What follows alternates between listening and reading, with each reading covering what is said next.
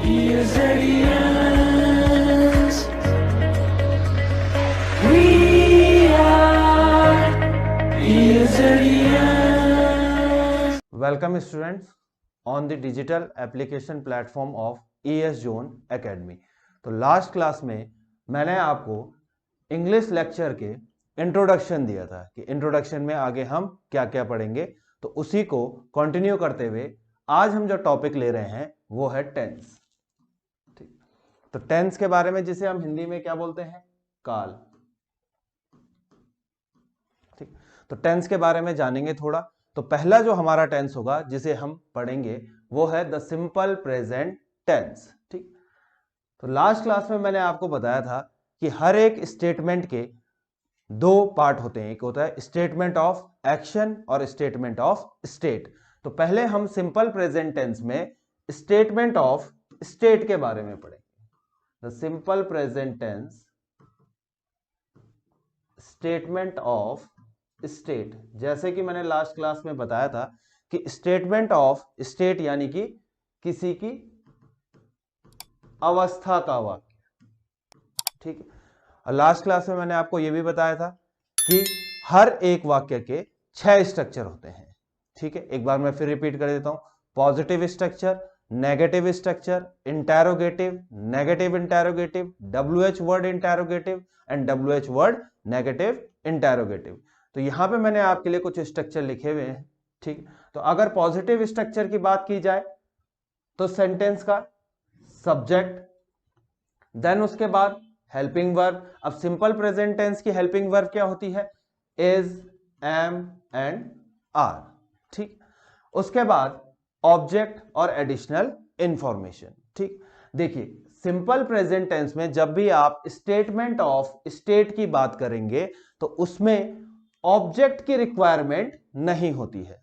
ठीक है, ऑब्जेक्ट की रिक्वायरमेंट कहां पे होती है, जहां पे एक्शन होता है। ठीक है, तो हम ये मान सकते हैं कि simple present tense statement of state में ऑब्जेक्ट की रिक्वायरमेंट नहीं होती है, तो इसलिए मैंने यहां पे ऑब्जेक्ट काट दिया है। ठीक है, फॉर एग्जांपल अगर मैं लूं तो मैं अपने बारे में बात करता हूं, आई एम अ टीचर या ही इज अ स्टूडेंट। अब देखिए सब्जेक्ट तो आ रहा है, हेल्पिंग वर्ब भी आ रही है, लेकिन ये जो पार्ट है इसे हम बोलेंगे एडिशनल इंफॉर्मेशन। ये अतिरिक्त जानकारी है।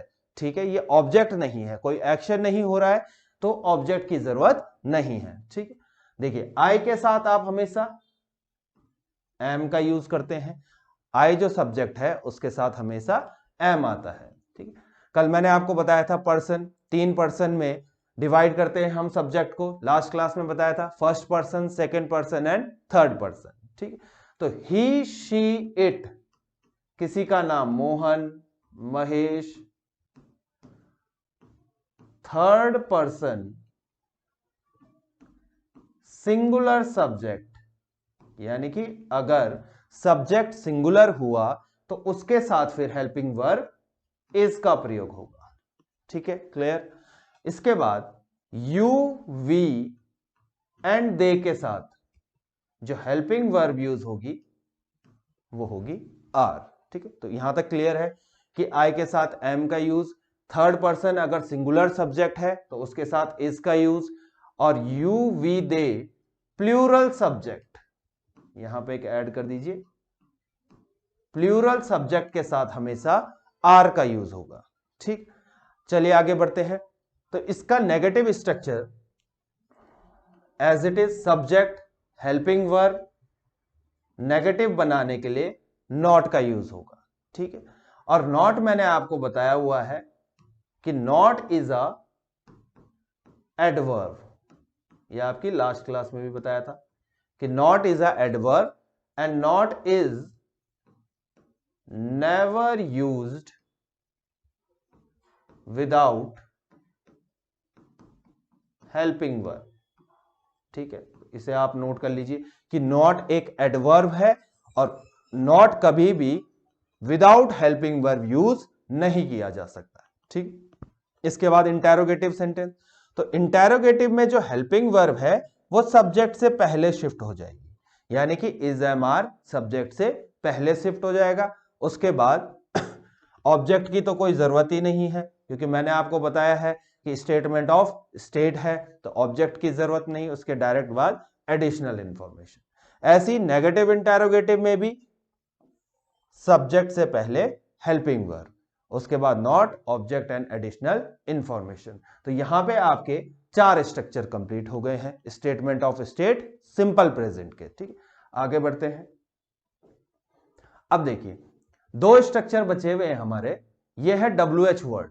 ठीक है, लास्ट क्लास में बताया था कि WH word Y, when, how, जो या तो W से स्टार्ट हो या फिर H से स्टार्ट हो। ठीक है, WH वर्ड के बाद जो आपका C स्ट्रक्चर था आप उसे एज इट इज कॉपी कर सकते हैं। ठीक है, थोड़ा रिवाइंड कीजिए वीडियो को और देखिए कि C स्ट्रक्चर क्या था। तो WH वर्ड के बाद मैंने पूरा का पूरा C स्ट्रक्चर कॉपी किया हुआ है। इसमें भी आपका ऑब्जेक्ट की यूज नहीं होगा, यानी कि पूरे के पूरे स्टेटमेंट ऑफ स्टेट में कहीं भी ऑब्जेक्ट का यूज नहीं होता है। ठीक, नेगेटिव, इसमें बस एक एडिशन हो जाएगा नॉट, यहां से भी ऑब्जेक्ट हट जाएगा। ठीक, तो ये 6 स्ट्रक्चर हैं आपके पास स्टेटमेंट ऑफ स्टेट के। ठीक है, चलिए अब थोड़ा एग्जांपल्स देते हैं। अब देखिए यहां पे मैंने कुछ एग्जांपल्स लिखे हुए हैं। Raman and I am childhood friend, Raman and I are honest. Ram as well as his friend are interested in politics. Ram और I, यहां पे आपको चॉइस दी गई है कि कौन सी वर्ब आएगी eligible for the post. I और राम यहां पे भी चॉइस दी गई है रिस्पॉन्सिबल फॉर द मिस्टेक्स। ठीक, तो यहां पे हम कुछ रूल्स जानेंगे। तो पहले सेंटेंस में when two subjects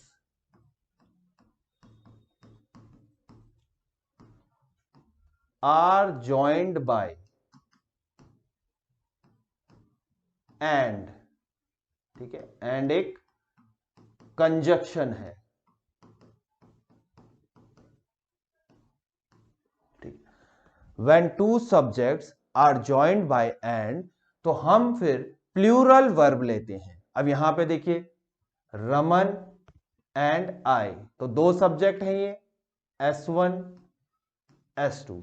Raman and आई, अब पढ़ने में बिल्कुल सही है, आई के साथ एम आ रहा है, लेकिन कंडीशन क्या बन गई यहां पे, 2 सब्जेक्ट ज्वाइन हो गए किससे, एंड से। ठीक है, तो यहां पे किस चीज का यूज होगा, प्लूरल वर्ब का। Raman and I our childhood friend, तब जाके ये सेंटेंस करेक्ट बनेगा।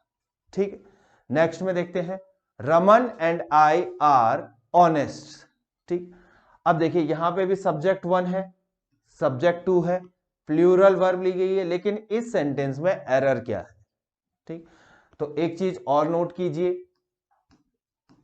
Adjectives do not have plural forms. Adjectives यानी कि विशेषण, जो किसी चीज की विशेषता बताता है उसे हम एडजेक्टिव कहते हैं। ठीक है, तो Raman and I are honest. अब आपको साफ साफ दिख रहा होगा कि एरर क्या है यहां पे। देखिए ऑनेस्ट यानी कि ईमानदार, रमन और मैं ईमानदार हैं, तो ऑनेस्ट का प्लूरल फॉर्म बना रखा है यहां पे क्या होना था, Raman and I are honest. ठीक, नेक्स्ट है Raman, Ram as well as his friends are interested in politics. ठीक, तो यहां पे देखेंगे यहां पे कौन सा रूल पता चलेगा,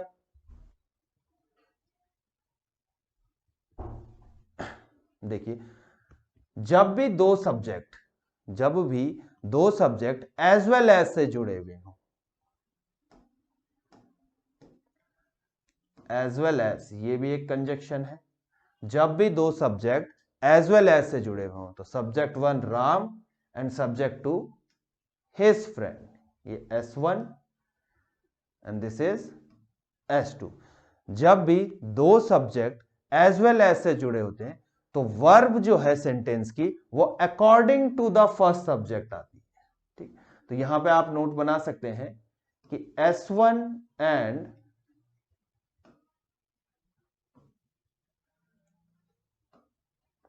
S1 as well as S2, अगर S1 सब्जेक्ट और S2 दूसरा सब्जेक्ट एज वेल एज से जुड़े हुए हो, तो सेंटेंस में आगे जाके जो वर्ब आएगी वो अकॉर्डिंग टू फर्स्ट सब्जेक्ट होगा, यानी कि S1 के हिसाब से वो सब्जेक्ट आएगी। ठीक है, देखिए एज वेल एज से राम और उसके दोस्त, subject 1 subject 2 as well as से जुड़े हुए हैं, तो वर्ब जो है यहां पे जो हेल्पिंग वर्ब है वो according to the first subject आती है। ठीक, अब देखिए फर्स्ट सब्जेक्ट कैसे है, राम। अब राम कैसा सब्जेक्ट हो गया, third person singular subject.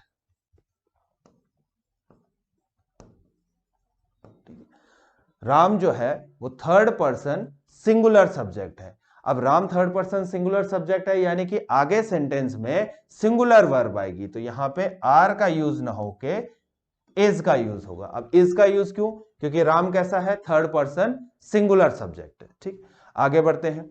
Ram और I is am are eligible for the post. ठीक है, अब यहां पे दो सब्जेक्ट राम और आई जुड़े हुए हैं और से, तो यहां पे भी एक रूल बनता है हमारा कि जब भी दो सब्जेक्ट,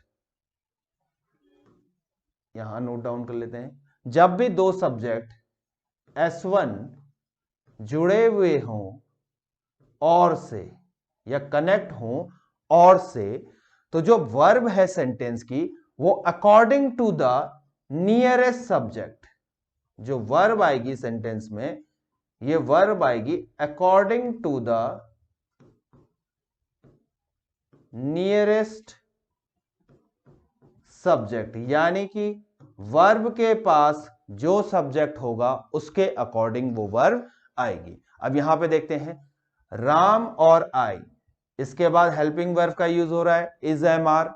ठीक है, अब इज एम आर के पास कौन सा सब्जेक्ट है, आई, और आई के अकॉर्डिंग कौन सा वर्ब आती है, एम, तो यहां पे बनेगा राम और I am eligible for the post. ठीक है, तो ये रूल्स आप नोट डाउन कर लीजिए कि एज वेल एज के केस में किसके अकॉर्डिंग वर्ब आएगी, और के केस में किसके अकॉर्डिंग वर्ब आती है, एंड के केस में किसके अकॉर्डिंग वर्ब आती है। ये तो कंजक्शन के चैप्टर में भी पढ़ेंगे, लेकिन यहां पे भी आप नोट डाउन कर लीजिए। ठीक है, नेक्स्ट में देखते हैं आई और राम। अब इसने क्या कर दिया है, शिफ्ट कर दिया है दोनों सब्जेक्ट को, आई को पहले लिया है राम को बाद में, उसके बाद वर्ब दी है इज एम आर। ठीक है, अब इज एम आर वर्ब किसके अकॉर्डिंग आएगी, जो वर्ब के पास होगा। ठीक है, उस सब्जेक्ट के अकॉर्डिंग वर्ब आती है। अब यहां पे देखिए राम मैंने कैसे बताया, क्या कौन सा सब्जेक्ट है, थर्ड पर्सन सिंगुलर सब्जेक्ट, तो राम के अकॉर्डिंग यहां पे इज, फिर यहां पे एम का भी यूज नहीं होगा और आर का यूज भी नहीं होगा, तो क्या बनेगा, आई और राम रिस्पॉन्सिबल, आई और Ram is responsible for the mistake, तब जाके ये सेंटेंस करेक्ट होगा। ठीक है, तो इतने रूल हमने यहां पे पढ़ लिए कुछ एग्जाम्पल से, तो आगे भी हम एग्जाम्पल से ही रूल को डिराइव करेंगे ताकि आपको अच्छे से याद रहे। ठीक है, अब रूल केवल मैं रूल लिखवा दूं तो वो फायदेमंद नहीं होता है, लेकिन अगर एग्जाम्पल्स के साथ साथ मैं आपको रूल भी बताते चलूं तो आपके दिमाग में सब सेटल हो जाएगा। ठीक है, चलिए आगे बढ़ते हैं। अब देखिए यहां पे है is the people of India against corruption. ठीक, यहां पे दो चीज नोट कर लीजिए कि सेंटेंस का सब्जेक्ट वो होता है जिसके बारे में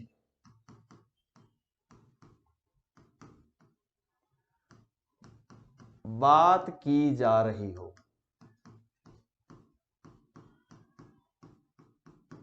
ठीक, सेंटेंस का सब्जेक्ट वो होता है जिसके बारे में सेंटेंस में बात की जा रही हो। ठीक है, तो इसमें देखते हैं is the people of India against corruption, किसके बारे में बात की जा रही है, पीपल ऑफ इंडिया, लोगों के बारे में, इंडिया के लोगों के बारे में। अब देखिए द पीपल ऑफ इंडिया, तो लोग हैं, तो कैसा सब्जेक्ट है, प्लूरल सब्जेक्ट है, तो जब प्लूरल सब्जेक्ट है तो वर्ब यहां पे सिंगुलर कैसे आ सकती है, तो क्या बनेगा, are the people of India against corruption, तो वर्ब हमेशा सब्जेक्ट के अकॉर्डिंग आती है। ठीक, next is your parents aware of your decision, फिर से सब्जेक्ट है योर पेरेंट्स, तुम्हारे माता पिता, तो पेरेंट्स यानी कि प्लूरल सब्जेक्ट, तो प्लूरल सब्जेक्ट है तो वर्ब भी प्लूरल यूज होगी। Are your parents aware of your decision, ठीक है। Next, are not you an honest citizen, तो जब मैंने आपको स्ट्रक्चर लिखवाए हैं थोड़ी देर पहले, तो इसमें देखिए कि स्ट्रक्चर की गलती है, ठीक है। आर हेल्पिंग वर्ब के बाद सब्जेक्ट, उसके बाद नॉट का इस्तेमाल, ठीक है। यहां पे नॉट का इस्तेमाल सब्जेक्ट से पहले हो गया है, तो यहां पे दो केस बनेंगे, देखेंगे।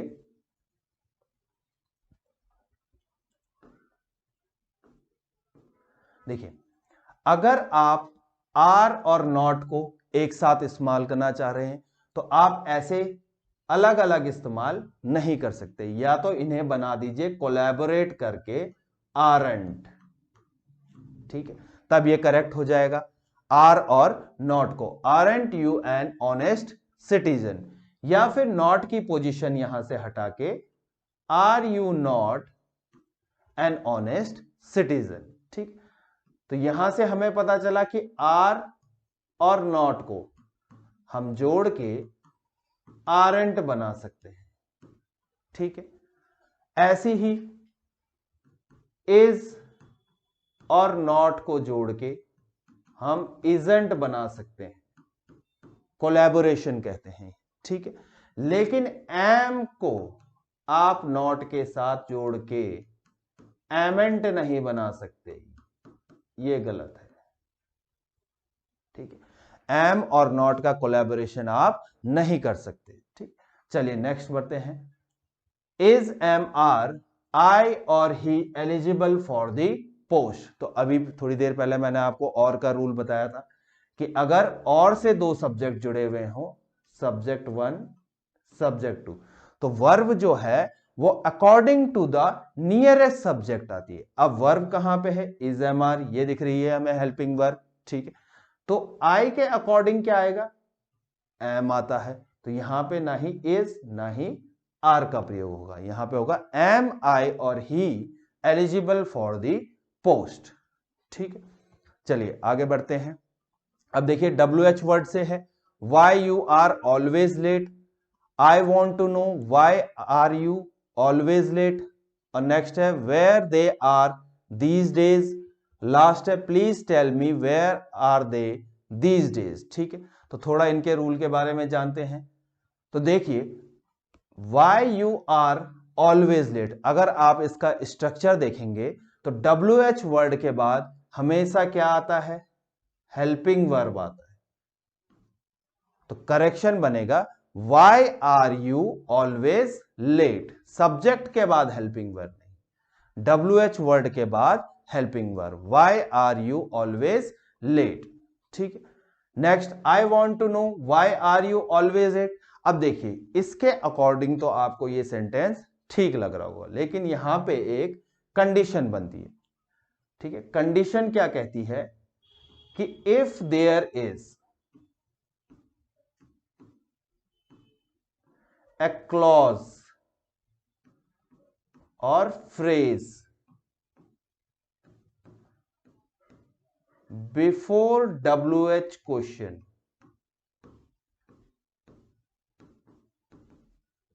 ठीक है। If there is a clause और फ्रेज बिफोर WH क्वेश्चन, यानी कि WH क्वेश्चन से इमीडिएट पहले अगर फ्रेज आ गया है या क्लॉज आ गया है, then helping verb will be shifted after the subject,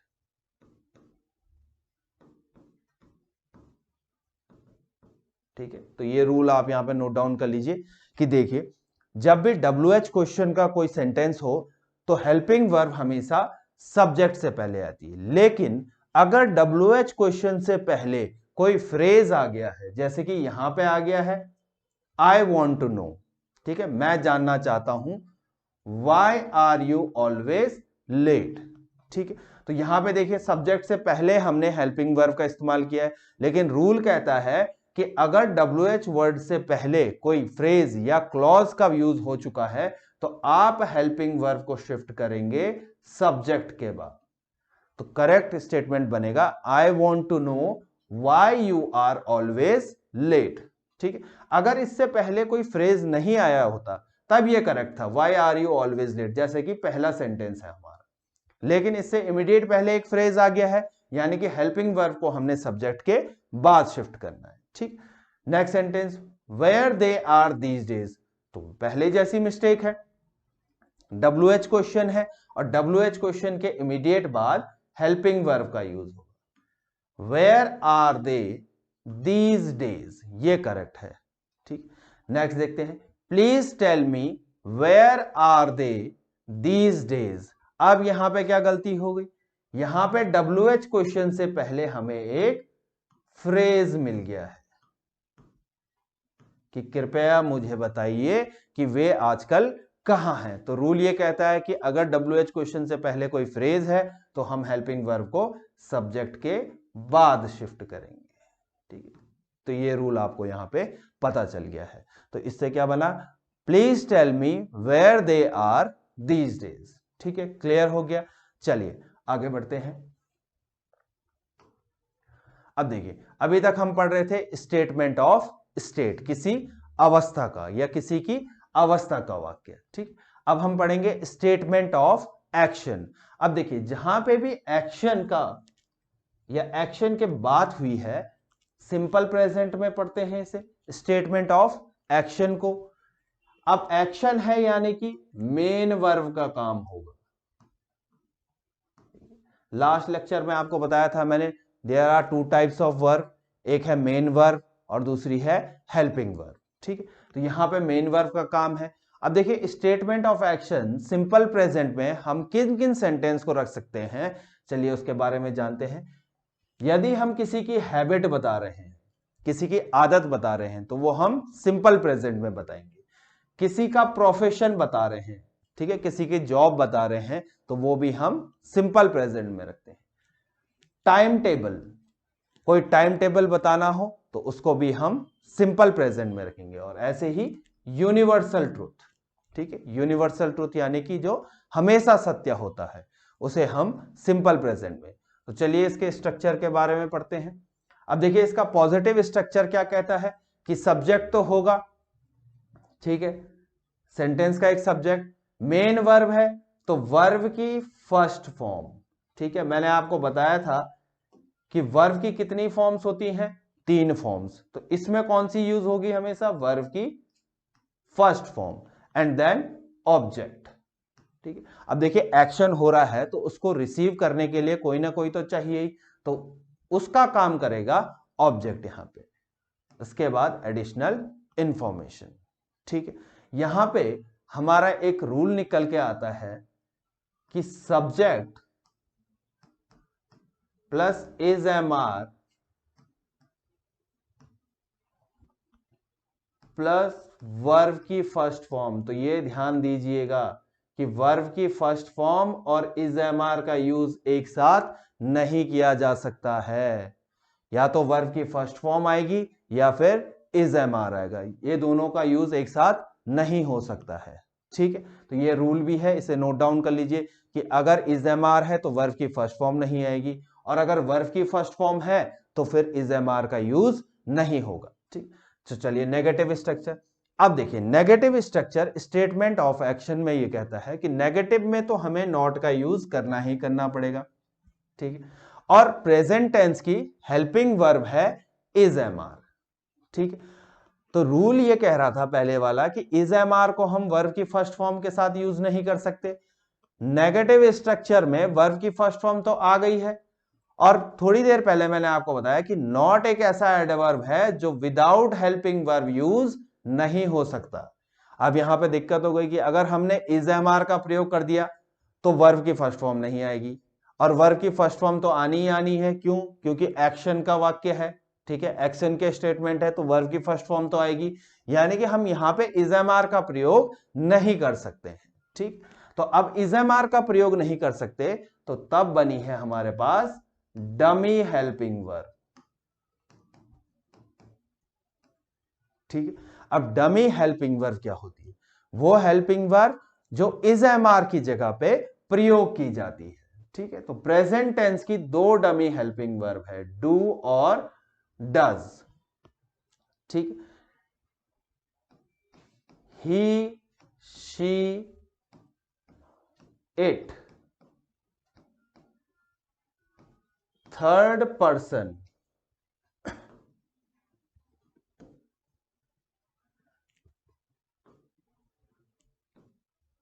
third person singular subject के साथ आप डज का इस्तेमाल करेंगे। यू, वी, दे, इसे यहां पे लिख लेते हैं। प्लूरल सब्जेक्ट के साथ,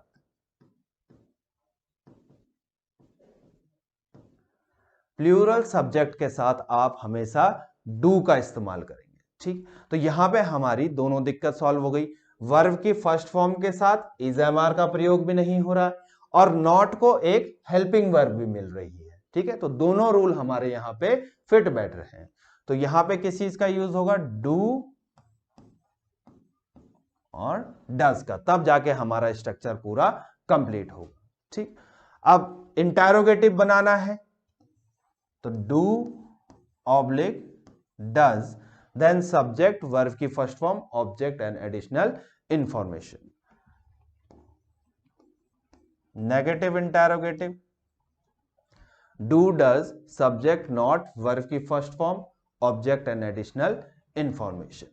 and the last one is WH word से, और उसके बाद आपने पूरा का पूरा C part as it is copy कर देना है। ठीक, and last one is D part, WH word and पूरा का पूरा डी पार्ट आपने कॉपी कर देना है। ठीक, तो देखिए यहां पे भी हमारे कितने स्ट्रक्चर बन गए हैं, 6 स्ट्रक्चर बन गए हैं। चलिए आगे बढ़ते हैं। देखिए कुछ हिंट्स हैं जो हमें बताती है कि ये सेंटेंस प्रेजेंट टेंस के हो सकते हैं। ठीक, तो जस्ट ए सिग्नल, ये केवल एक सिग्नल होता है कि ये प्रेजेंट टेंस के सेंटेंस हो सकते हैं। ठीक, एवरी प्लस टाइम, जैसे कि every day, every week, every month, every year etcetera.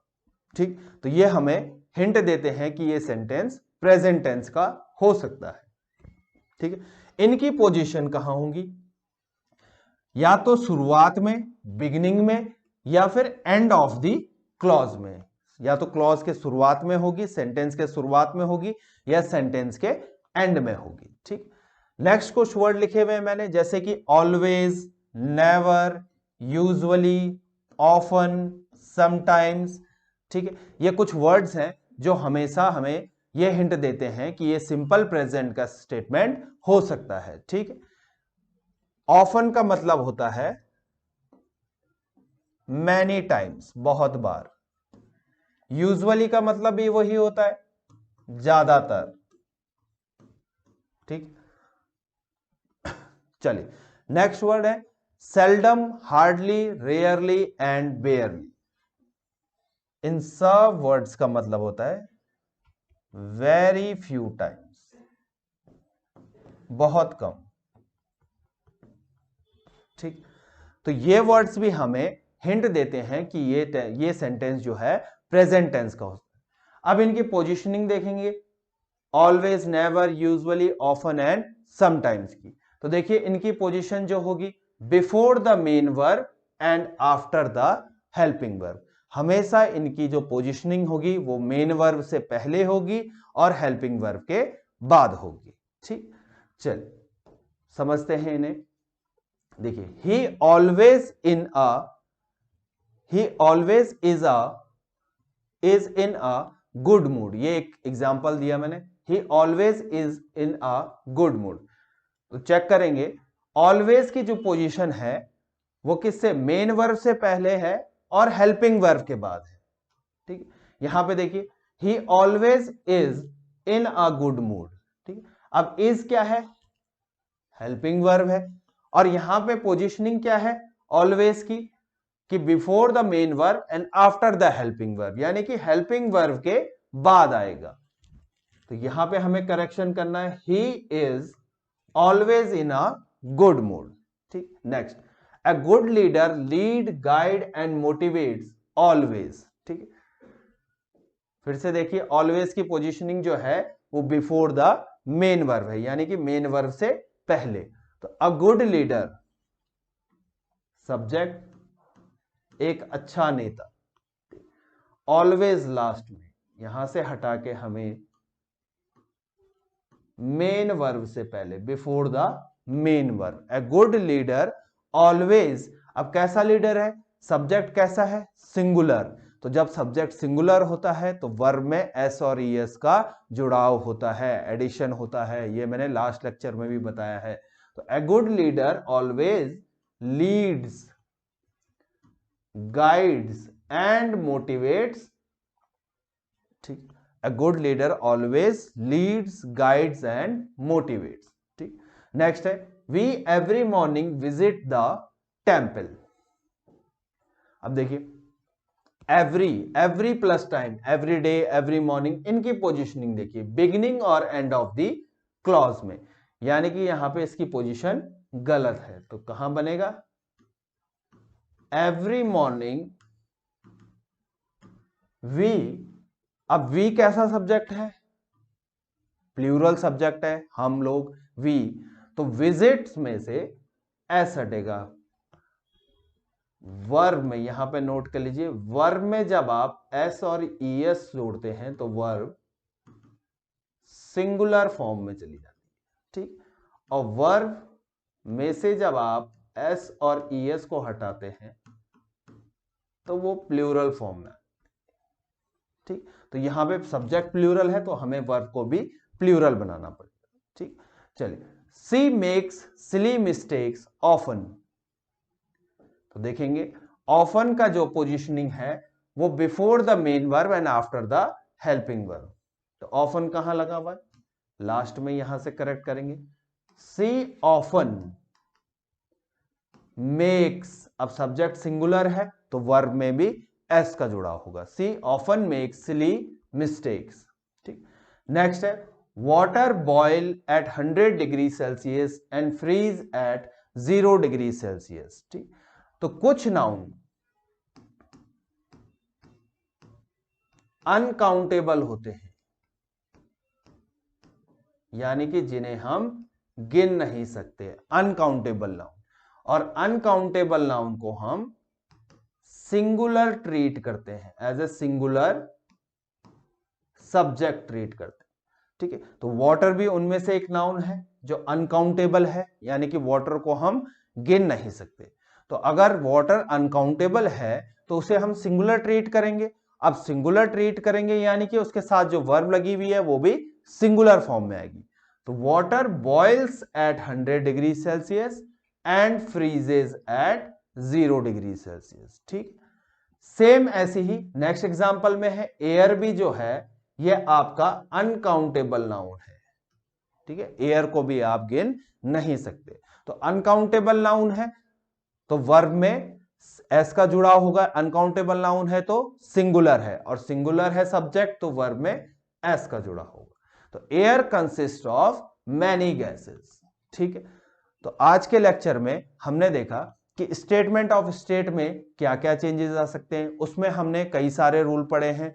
ठीक है, नेक्स्ट हमने स्टेटमेंट ऑफ एक्शन देखा है। तो स्टेटमेंट ऑफ एक्शन के हमने 6 स्ट्रक्चर देखे हैं और कैसे कैसे सब्जेक्ट के अकॉर्डिंग वर्ब चेंज होती है। ठीक है, वर्ब में एस जुड़ेगा तो वर्ब सिंगुलर फॉर्म में जाएगी और एस हटेगा तो प्लूरल फॉर्म में आएगी। प्लूरल सब्जेक्ट के साथ प्लूरल वर्ब और सिंगुलर सब्जेक्ट के साथ सिंगुलर वर्ब। 2-4 रूल हमने कंजक्शन के भी पढ़े कि अगर दो सब्जेक्ट एंड से जुड़े हुए हों तो वर्ब कैसे बिहेव करेगी, एज वेल एज से जुड़े हुए हों तो वर्ब कैसे बिहेव करेगी, और से।